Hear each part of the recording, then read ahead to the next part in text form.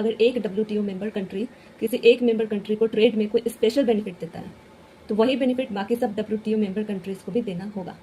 जैसे इंडिया ने जापान के प्रोडक्ट्स पर इंपोर्ट टैक्स 10% कर दिया।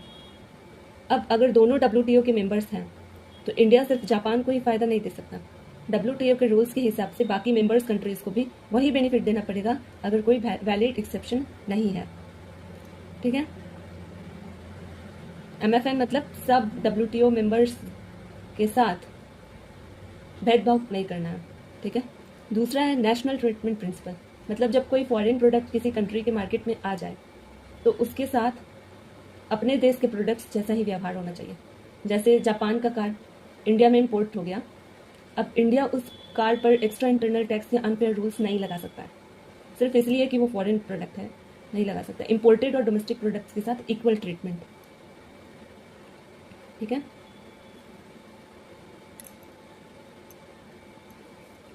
अब आता है फ्री ट्रेड प्रिंसिपल, मतलब कंट्रीज धीरे धीरे ट्रेड बैरियर्स, टैरिफ और रिस्ट्रिक्शंस कम करें। जैसे पहले इंपोर्ट टैक्स 40% था, बाद में WTO के रूल्स के अनुसार उसे 20% कर दिया, बिजनेस आसान हो गया। ठीक। ट्रांसपेरेंसी प्रिंसिपल, मतलब हर कंट्री को अपने ट्रेड रूल्स क्लियर और पब्लिक रखने चाहिए। जैसे अगर इंडिया इंपोर्ट पॉलिसी बदलता है तो उसकी इन्फॉर्मेशन ओपनली शेयर होनी चाहिए, सब कंट्रीज को पहले से पता हो कि रूल्स क्या है।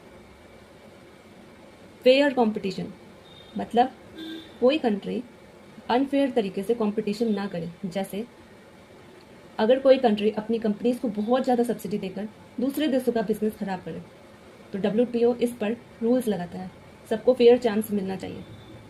ठीक है। छठा है स्पेशल एंड डिफरेंशियल ट्रीटमेंट, मतलब डेवलपिंग और लीस्ट डेवलप्ड कंट्रीज को कुछ स्पेशल फैसिलिटीज़ और ज़्यादा समय दिया जाता है। जैसे इंडिया या नेपाल जैसे डेवलपिंग कंट्रीज़ को कुछ WTO एग्रीमेंट इंप्लीमेंट करने के लिए डेवलप्ड कंट्रीज से ज़्यादा टाइम मिल सकता है। डेवलपिंग कंट्रीज़ की ग्रोथ को सपोर्ट करना। ठीक है।